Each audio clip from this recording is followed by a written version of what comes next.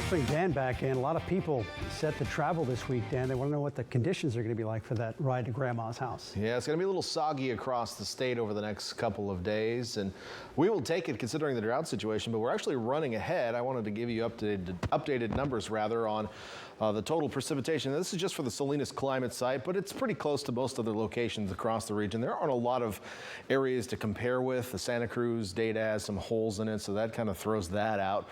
We've got Gilroy, King City as well. Both are pretty close to this, 145% of normal since the beginning of July. So we're about 4.5 inches of rain in Salinas. Normally should be about 3.2, and more is coming this week. The next system really on our doorstep already. The clouds associated with it already sliding in. Now the actual system itself is kind of stalled out. It's been sitting out here out of the open water for the last 24 hours or so. In fact, Northern California was actually seeing some rain from it last night at this time, and still it hasn't really made it any farther to the east or south, at least throughout our state. But it will tomorrow, slowly but surely, bringing some rain for us here on the Central Coast. Now, we're going to go through some periods of clouds overnight tonight into tomorrow morning. So this is 4 a.m. We go through about 7 a.m. tomorrow morning, looking at partly cloudy skies. The model's kind of cleared us out, but I think we'll still have some cloud cover out there. Now, this particular model is a little bit slow, I think, with the onset of precipitation tomorrow.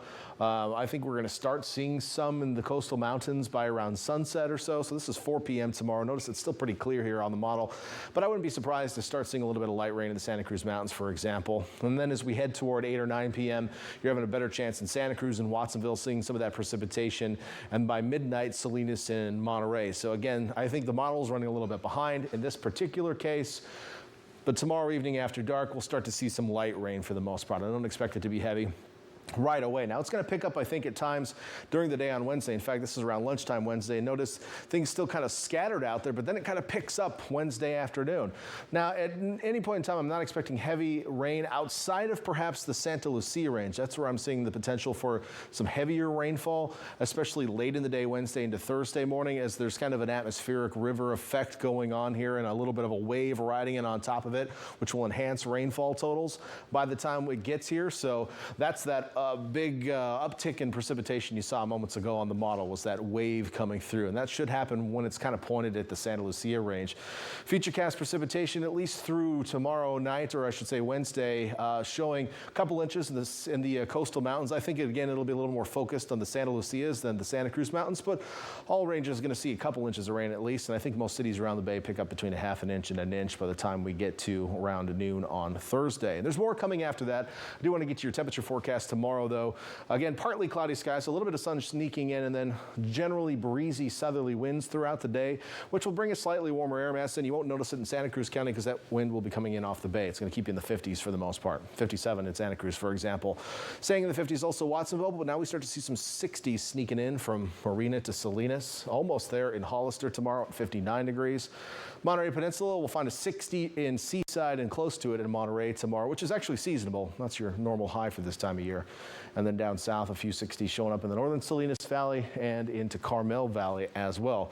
But I'm just going to keep rolling this forward. So FUTURECAST showing the first system Tuesday into Wednesday, maybe even lingering into Thursday. Another system kind of slamming in late Thursday into early Friday morning before it moves into Southern California. And then late Friday, it looks like another system is going to roll in from the north.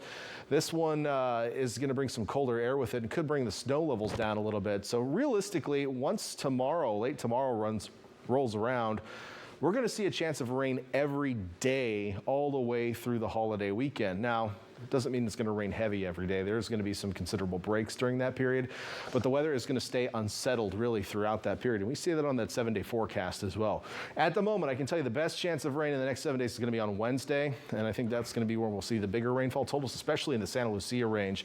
But again, additional systems behind that could bring more rain as we head through Christmas and actually even through the weekend and beyond into next week. So they're just going to keep coming. None of them look all that extreme, so that's some good news. I'm not expecting any major flooding, but we will certainly have some nuisance issues, some minor flooding, maybe a debris flow here or there, a tree down here or there. There'll be some wind associated with all these systems, but never all that strong, at least not what I'm seeing in the models just yet. Just one of those things, you're just going to have to prepare for your travels this week and make sure you're spending a little extra time getting prepared and giving yourself extra time to get to your destination. And just one other thing to note, if you're heading through the Sierra Nevada, do expect winter weather. It will be there. And that means snow.